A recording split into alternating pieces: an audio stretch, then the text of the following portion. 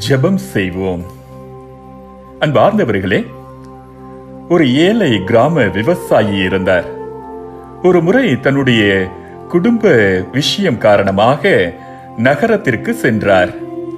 மதிய நேரத்தில் உணவு உட்கொள்வதற்காக ஒரு உணவக விடுதிக்கு சென்றார்.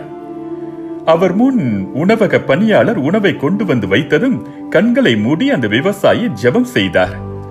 அவர் ஜெபம் செய்வதை ஆச்சரியத்தோடு பார்த்த அந்த பணியாளர், நீங்கள் எப்பொழுதும் ஜெபம் சொல்லிவிட்டுதான் உண்ண ஆரம்பிப்பீர்களா என்று கேட்டார். ஆம், எப்பொழுதும் ஜெபம் சொல்லிவிட்டுதான் எந்த காரியத்தையும் செய்ய துவங்குவேன் என்று சொன்னார் அந்த விவசாயி. உங்கள் வீட்டில் உள்ள எல்லாருக்கும் இந்த பழக்கம் உண்டா என்று கேட்டார் அந்த பணியாளர். எல்லோரிடத்திலும் இல்லை என்றார் அந்த விவசாயி.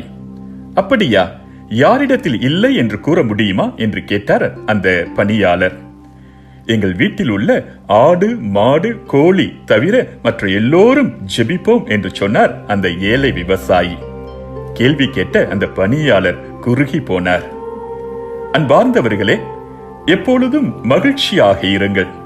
இடைவிடாது இறைவனிடம் வேண்டுங்கள். எல்லா சூழ்நிலைகளிலும் நன்றி கூறுங்கள்.